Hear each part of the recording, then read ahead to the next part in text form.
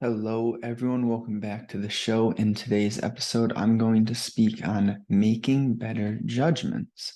And this begins with understanding that there's this difference between making a helpful judgment and then a non-beneficial judgment. And what it comes down to is that theme. Is this going to help me in some way? Or like gossiping, criticizing others, it has no benefit, so there's no need to do it. One judgment which every human is going to make over and over is the gauging of value. And this is amusing. I was speaking with someone this week, and their definition of value was so different from my definition of value. So, something helpful in today's society, especially, is making sure that whoever you're speaking with has the same definition of the word that your conversation is sprouting from. Because if you have a foundation which is weak, which could be the concept that you're speaking on, and having differing definitions of that concept is going to lead to a broken conversation. It'll lead to disconnect, and that compounds. The theme, though, is you don't build a mansion on a sandy foundation. If your foundation is weak, everything that comes from that will be weak as well. So, whatever the theme is, we want to make sure that our cornerstone is sturdy. In this specific example was the definition of the concept which your conversation is based upon. So a few questions that I think are amazing for gauging value. Is it sustainable? See, if you are doing something in a manner which is not sustainable, well, eventually you burn out. And when you burn out, you pretty much say goodbye to all of your effort and all the hard work. That's a fine line. Sometimes we have seasons and you do an act, a habit, and it's beneficial for a period of time. And then eventually you figure out, well, you're in a new season, a different stage of life, and that old habit or act, it is no longer needed to be done as frequently. Or yeah, there's a fine line, and we have to be open-minded to consider that. I love this principle. What got you to where you are currently, ideally you're in a positive place, might not be what you need to get to your next level. And see, this is something I've been chewing on lately is, yeah, we're always learning, we're always growing, but does there come a point where becoming too obsessed with growth is a problem? That point for me would be if you're not able to enjoy your journey. If you're so obsessed with growing and improving, getting this status, building your business, if you're so obsessed with where you're going and you don't enjoy where you are right now, then you're falling into a trap. And the trap is we have goals, and essentially the analogy would be there's a flagpole in the distance and you want to get to that flagpole, but then you get there and immediately you don't admire your small win or your big win, and immediately you're going, where's the next flagpole? Where's the next goal? What am I doing next? And this is the trap. This is the trap of modern culture and society, because what they preach is materialistic, shallow games. And what a peaceful, truly enjoyable life is founded upon is not that. What it is meaningful connections in a way where you are providing value, you're serving others in some manner, which has turned into an enjoyable act for you. See, if you're helping others, but you don't learn how to enjoy it, that's not good. The magic happens when you realize what you're meant to do. See, humans are not meant to only be selfish, but the paradox is you can never care about others without being selfish, because intrinsically you have goals and desires. And if you don't achieve your things, then you can never share anything with other people of a positive nature, because you'll always have that envy, that darkness inside of you, knowing that you didn't become what you could have became. And when you take the time to invest in yourself, only then can you share the beauty of life, which is, oh, I've done something. I've gone from here, which was not too good. Now I'm at a way more enjoyable place. And if you're interested, if you're willing to, willing, not the right word, if you're looking, seeking to make your life better, well, this is how I did that, and this is how I did this. And now you're actually providing value in a great way. So I'll end that tangent there.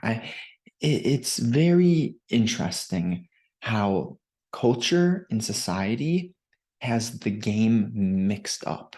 They just don't understand what true internal peace is and what the goal of life is, or the meaning.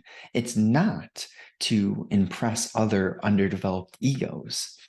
I'm not going to get into what the ego is. I'll have future episodes on that, or yeah, who knows? Maybe I can get a bit better at linking to other episodes which have touched on a certain topic.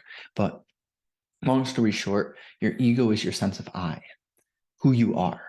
And certain people have underdeveloped egos where they have groupthink, me versus you, I'm better than this way.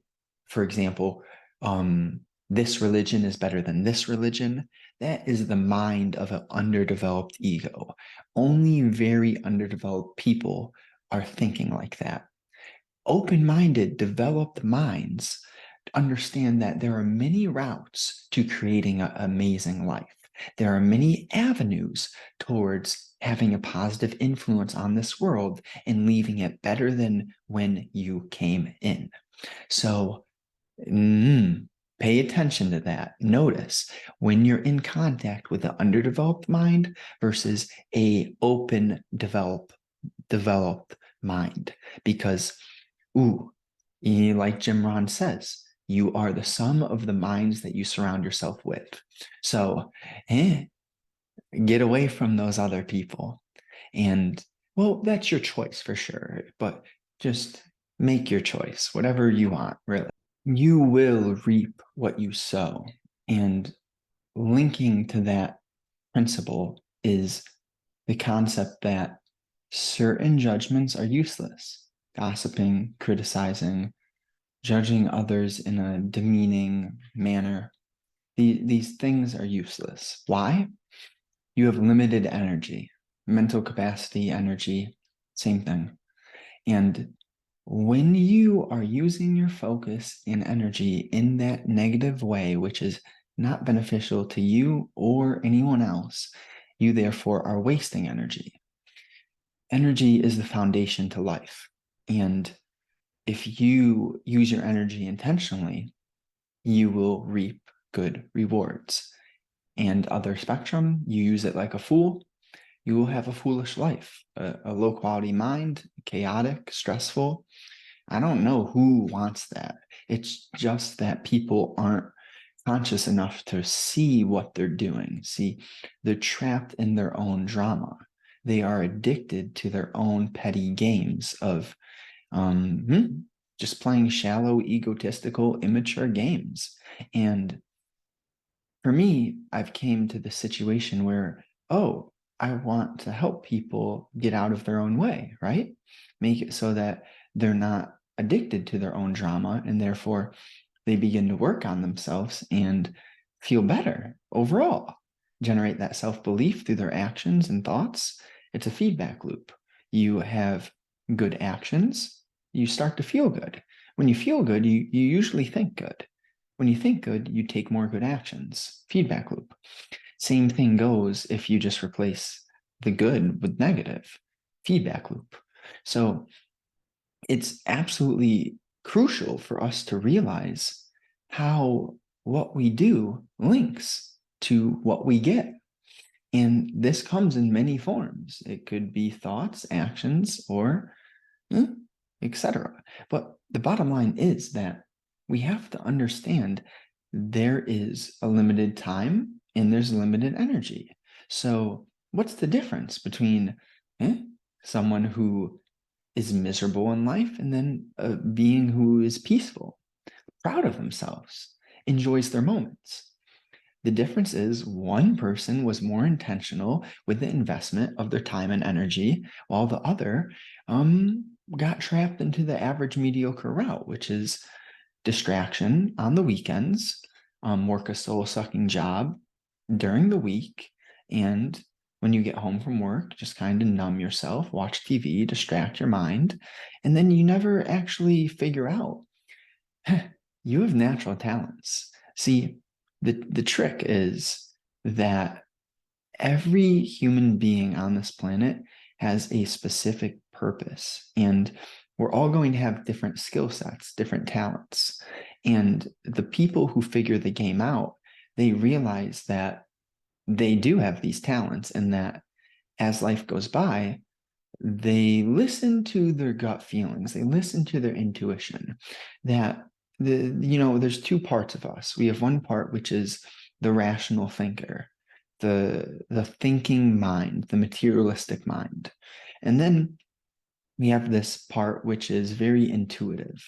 It sort of gets these weird feelings like, example, you ever have this situation where you lock eyes with another person because they were staring at you? It's like they were looking at you maybe for 2 seconds, maybe for 10 seconds. Doesn't matter. But something in you knows, something in you just goes, whoop. And you didn't think about that. You didn't have this thought process. Someone's staring at me and I'm going to look at them. You don't have that. What happens is something deeper is going on. That is your intuition, your gut feel. And the beings who are capable of tuning in to their gut feel and intuition, how do you do this? Well, first of all, those beings, that's sort of how you get where you need to be in life. But how do you strengthen the connection with your intuition? There's many different things. The foundation is eating the right foods, which allow for a clear mind, and doing the healthy actions, meaning you're not participating in actions which bring you guilt and regret. Simply put, if an action leads you to feel negative, guilt, or regret afterward, that's a great indicator. It means no more of that, essentially. And, this is the trouble with addiction. The addiction, the instant pleasures, the cheap dopamine, it pleases one side of us, but the intuitive side, it displeases. And the other side, the materialistic, the instant gratification desiring side, that side gets pleased. But then the truth is, your thinking mind is amazing if it is your servant, the servant to your intuition. When you get this stuff switched up, that's what hell is. Hell is not somewhere down below. Hell is here when you have done the wrong actions which create a miserable state of mind. That is what hell is. And what heaven is the opposite. It's when you are in line with your intuitive feel. You're doing the right actions, and when you do the right actions, you get rewarded with clarity, and the clarity gets you more in touch with your intuition. And then you realize, wait, I don't have to think nearly as much as I thought. More so, I just have to focus my attention on the moment, like be here now. When you do that, oh my gosh, you stress less. You realize you're heading the right direction. You feel better on a minute-to-minute basis. And therefore, you extend your life. Everything gets better because stress is probably the number one killer. I don't think there's anything worse than that. And when we figure out how to reduce our stress drastically and just enjoy our life, well, I just don't know what else is more important than that.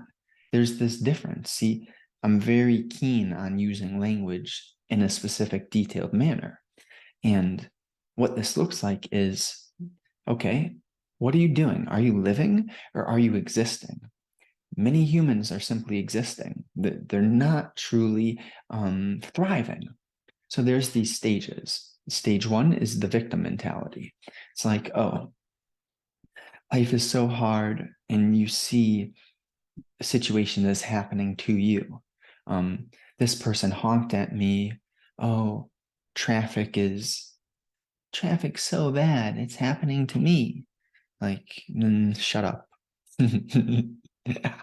And then you go from victim to survival. So survival is like, I'm grinding, I'm a doctor, I'm a lawyer, I'm serious. These people, they still aren't enjoying life. They're still rushing around. They're still panicked. They're still overthinking and stressing. They don't have it figured out. And I don't have it figured out either. But what I'm sharing with you is how I've started to figure it out. And I bet you I will finish my life not figuring things out. But what I'm expressing here is my life used to be so much worse than it is now. It's not that my life's perfect. I don't have it all figured out. Never let me fool you into that. I'm just sharing how I became much more peaceful and started to actually enjoy my life, which, holy shit, it's interesting how it goes. So interesting. But once you're working through the survival stage, see, I say materialism in more of a negative connotation, but the truth is, I'm a huge fan of material success. Huge respect for certain status symbols and labels. The trouble comes when you don't realize that you're more than that. See, I'm a doctor, and then you just totally attach to being a doctor. You don't know how to talk about different things. All you do is doctor. That's all you do. That's all you are. That's the problem. Same thing goes with any label. Once you put yourself in a box, you've pretty much done yourself in. Rather, if you realize, hey, I'm a doctor, but I'm also a nutritionist, and I'm an open-minded individual. I consider other people's perspectives. I'm a businessman too. I'm also interested in nature. I respect taking care of ecology and systems. I could respect your hobbies, your painting. Maybe I don't paint, but I could see the skill set, the flow state that you have to operate from to paint such beautiful pictures. You get what I'm saying. What I'm saying here is you can have a status, a label, but the moment that you close your mind to thinking that your status, your label is any better than another, that's your trap. That's where you're stuck. And the third stage is thriving. So the thriving mind is considerate. It says, well, I'm at this mountain, but I see there's another mountain pretty much equally high. And well, I got to this mountain through this route, but I can imagine that since your mountain's over there, you're going to have to take a different route than I did. So, hey, we're both at the top of mountains, but we understand not everything that works for me is going to work for you. And that's why I'm not very obsessed with like saying, eat this, do this. Like, I realize, hey, there's a foundation. What I say is source your animals from a humane place. Make sure you're not supporting factory farming. Balance, have variety. Don't get too stuck in any place. Be an athlete, lift some weights, but also run a little bit. If you're only biking, learn how to throw some punches, throw some kicks. If you've been doing jujitsu forever, maybe try doing something else. The thriving individual is someone who just sees the beauty in expansion, in the acquisition of skills, in the magic of the fundamental details, in what Bruce Lee says. I'm much more intimidated by a man who's practiced one kick 1,000 times in comparison to the man who's practiced 1,000 kicks one time. So the theme, it's the magic's in the details, baby. Like, we have to understand that what society preaches to be successful is pretty much the opposite of success. Materialistic success is important, but if you have not mastered your mind, oh my gosh, you're trapped. So what we have to do is understand what the core principles are. What is the foundation to becoming free? And yeah, that was a nice tangent. Details truly are important, and especially when we talk about believing in yourself. This is an interesting topic because people get it so mixed up. I'm not a huge fan of affirmations, like I'm attracting wealth, because it it just it's sort of a tricky idea. If you're attracting something, it kind of ensues that you aren't responsible for taking certain actions. And the truth is, so many people fall into the trap of education without execution. And you get somewhere by taking action. The best way for you to learn is to start now. See, if you wait, you fall into this trap, which is, I'll begin once I know this. I'll begin once I do this. And then it's just procrastination, and you are delaying your success. You're slowing yourself down so much by procrastinating. And what we want to understand is the power of language and the power of details. So if you understand that the principle is I'm learning as I go, the experience is the best teacher, you're going to be more likely to take the action.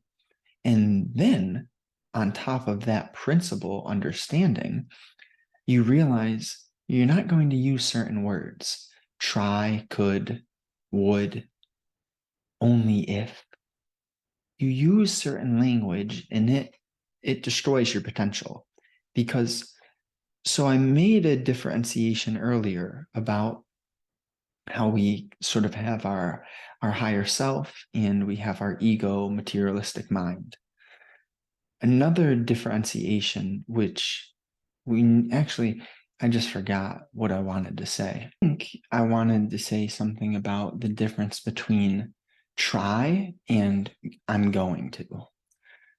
It's about realizing what language leads you to. When you say you're going to try something, you leave the door open to not execute, to not do it. You try it, but you don't actually put your 100% effort into the thing.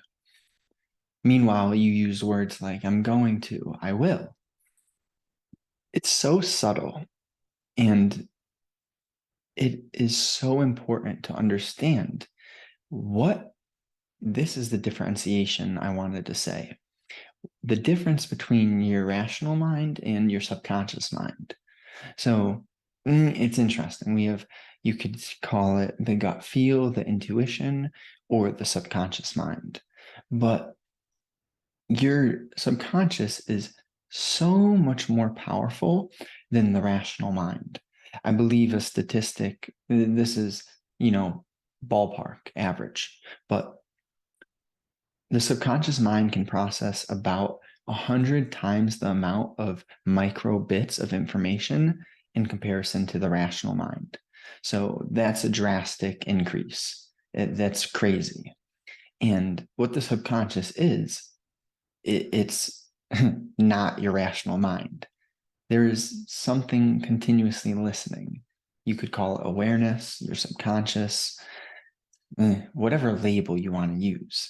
But the point is, it's so valuable when we begin to understand how deep the mind is, that every little bit that you hear, every energy that you surround yourself with, it is affecting you in some way or another. And poof, poof, the magic truly is in the details. This theme, it comes up often. We all have the same 24 hours, yet some people's lives differ so much due to how intentionally they invest their time and energy. And this links to the idea, which is, how do we gauge what actions are high leverage and not high leverage? In case you're unfamiliar, how I would define high leverage is, it's an act which is going to help you in many different areas of your future. Meanwhile, low leverage is the opposite. It's like you're doing something, it's an act, but it isn't going to have many benefits or positive side effects. It's just sort of a usage of your time. It's a usage of your time in comparison to a high leverage act, which I would label a investment of your time. So some people use this language. I'm going to kill time. I'm going to spend time. Ooh, that's very unhealthy. Rather, we look at time and energy as something that is invested. So we're intentional with where we place our attention, where our mind is focused. It's very powerful when you make these small shifts. You realize, I'm actually in control of my attention. For example, why do you think Facebook, well, not Facebook, but Twitter, Instagram, YouTube Shorts, these attention-grabbing things, why do you think they're so viral? It's because attention is the greatest currency. If you can hook people in, if you have people's attention, that's life. There's nothing more important than energy and attention or focus. That's interesting. It's like, if you are placing your focus and you're watching the news. I do not watch the news. If you want to feel horrible, watch the news. That's all I could leave you with. And it's just the theme, which is, you feel what you focus on. And the news is filled with fear. They do that on purpose, okay? There's a reason behind it. And that's unfortunate, right? It's unfortunate, but it's our job to become aware of how the game works. We feel what we place our attention on. And if we're going to focus on education, positive things, building, growing, having a healthy mindset, we're going to attract more of that nature. Same thing goes if you're going to focus on fear, panic, worry, things that you don't control. There's things happening. Like in Gambia, there are people are starving every day. People are every minute. People are dying to starvation, and this is in my heart. I feel it, but I don't think about that all day because I cannot directly affect it just yet, and it's in my mind. I know there's a way that I can help, but what I'm describing here is, there is not a benefit in focusing on that which you can't control. So I don't want you to block out the dark truths of the world. Like, there are people still slaving away. We just don't see it on the news. They don't put this stuff on the news. They just preach fear. They don't want to give you the hard truth on the news. They just want to make you scared so that you sit in your comfort zone and that you're a good little pawn, a good servant for the corporations. I digress. But it's heartbreaking because there are people in these minds, and it's like the same stuff that happened in Russia in the gulags, the same Holocaust stuff, what happened in Nanking in Japan.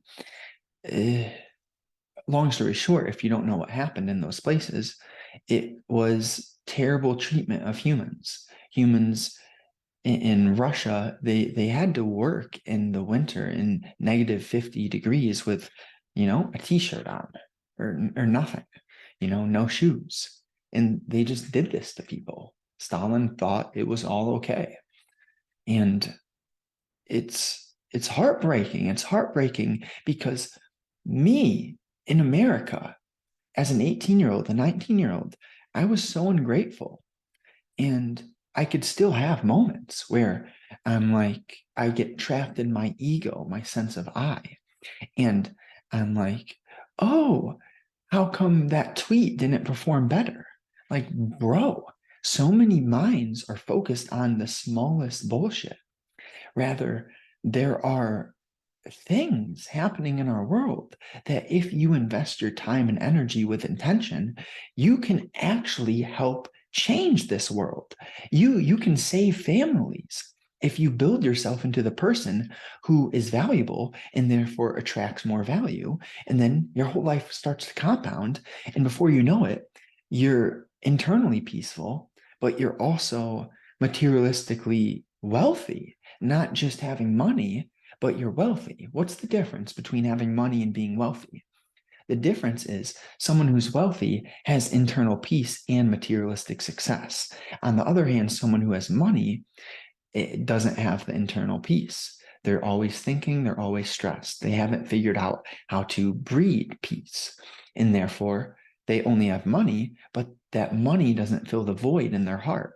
One of the highest leverage tasks any human can do is to look within, to figure out why you feel how you feel. Ooh, that's a toughie because in the short term, it's much easier not to do that.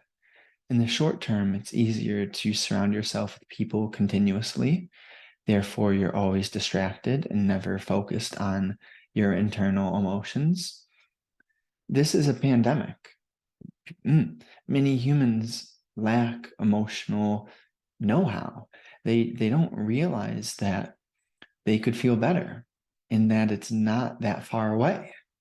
Oof, it's tough because one part of me knows how many hours it took to become who I am today.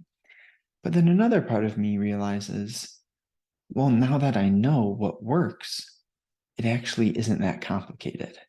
But it took me thousands of hours to figure out through trial and error what works. And yeah, I've paid some people, I've made some investments in myself, which have saved me a good amount of time. That being said, I still did a lot of the trial and error route. And one of the most important topics that I want to nail is that closed-mindedness is the most destructive force to humanity. There's nothing more destructive than human beings who are operating from a closed mind. When you don't remain open, you limit yourself drastically. And you put yourself in a box, essentially, a box that it shrinks and shrinks throughout time because you are meant to be expanding, meant to learn new practical skills, to unlock and deprogram certain beliefs. One topic that is super important is the idea, the concept of unlearning. What happens from about age 0 to 20 is we're programmed. Just as a computer has software running, our mind has software or programs running. And this is perception. It's what you see. So you and I, we could both be looking at a physical situation, and both of us could see the same physical situation, but our minds, due to our programming that's been installed from whatever age to where you are now, due to that programming, you are going to see the situation in a different light than I see it. Who knows? Sometimes humans have similar programming and they're on that same level. But often our perception differs. So we see it completely differently. And if you have an open mind, you say, wait, I saw it like this, but I'm interested. Why or how did you end up seeing it that way? Well, what do you think? And it's just, I don't care about other people's opinions, but I am interested in them, right? So it's not that my ego is so inflated that I think everything I spew out of my mouth is valuable. Not at all. I repeat myself. I say stupid shit. Sometimes I say wise things every once in a while. But the theme is that we need to be capable of like laughing at ourselves, be open to the point that we realize there's so much that we don't know. And sure, like where I'm at now is way better than I've ever been before. I feel way better, but that doesn't mean that I know everything. And I just, the closed-minded trap is so horrible. You ever come across someone and they just know everything? Like my sister's like this. And hey, I'm learning to accept her as she is because I realize, well, she has a closed mind, and good luck to you, Justin, if you try to force change upon someone else. There's nothing more foolish than that. When you try to force others to do or become something, you're making a mistake, because on the bigger picture, when we zoom out large enough, everything is perfect. Like everything is as it's meant to be. But that's big picture. That's not from the human heart, because I just expressed to you, my heart breaks for everyone who is starving right now. And I know there are millions starving to death, dying right now. It's hard to even say that. I want to give you a few questions and examples that if you take a pen and paper and just journal about these questions for 25 minutes, you'll feel better, promise. What are your highest leverage tasks? For me, these involve things like eating healthily, knowing when to eat what. For example, in the morning when I'm using my mind, like right now, this is pretty much empty stomach because you have limited energy, and your digestive system, it takes a lot of energy. So if you can allow your digestive system to be empty when you want to use your mind, you're going to get more out of your mind. And another high leverage task, like going to the gym. I love to have that energy get expressed early in the day. It sets the tone, makes me feel great. Another high leverage task is doing what I'm doing here, or writing, or reading, doing outreach for my coaching business. Shameless plug. If you're interested, like we can transform your life. I don't want to guarantee it because it depends on you and where you're at. So I can't work with everyone. I need people who have open minds. I need people who are willing to get uncomfortable. I need people who are willing to make changes, because when you make changes, you get uncomfortable, and you're going to have to, well, how do I phrase this correctly? The key is that we're going to become more intentional with how you use your energy and your focus. That's the key. If that sounds good to you, if you're interested at all in transforming your life, it's a 6-month program, not some, magic pill. I don't do the work for you. All I do is save you a lot of time. If you're interested, link in description. And what task do you waste time on that are low leverage? Some examples of my past were watching porn, eating junk food, and watching entertainment. Scrolling is a big one, I know, for a lot of people. Overthinking. This is a big one. It's when you're thinking about things that you're not doing. So what anxiety is a delusion of the future in a negative manner. And for the most part, this is what thinking is, anxiety.